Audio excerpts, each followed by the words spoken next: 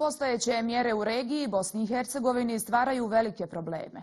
Naša zemlja zabilježila je u 9 mjeseci 2020. pad obima vanjsko-trgovinske razmjene od 3,5 milijarde konvertibilnih maraka ili 15% u odnosu na isti period od prethodne godine. Izvoz je za pomenuti period smanjen za 13%, dok je uvoz manji za 16%.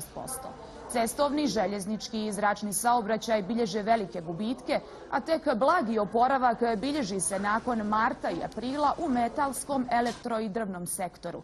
Najveći problem izvoznicima predstavljaju brojne sanitarne i medicinske kontrole koje su u mnogim državama pooštrene. Izdržljivost je pokazala samo agroindustrija sa rastom izvoza za 5%. Ne možemo kazati da smo sa svim tim zadovoljni, naravno, jer ipak za ovaj oporavak trebat će nam malo više vremena. Vanjsko-trgovinska komora Bosne i Hercegovine u vremenu pandemije, svi smo svjedoci toga, predložila je i vladajućim, odnosno vlastima i tijelima vlasti u Bosni i Hercegovini svih razina predložila 40-ak različitih mjera, od kojih su 33 doista usvojene. Nadamo se da ćemo i dalje ostati takvi snažni partneri između gospodarstva i vlasti u Bosni i Hercegovini kako bismo i dalje polučili ovako kvalitetne rezultate.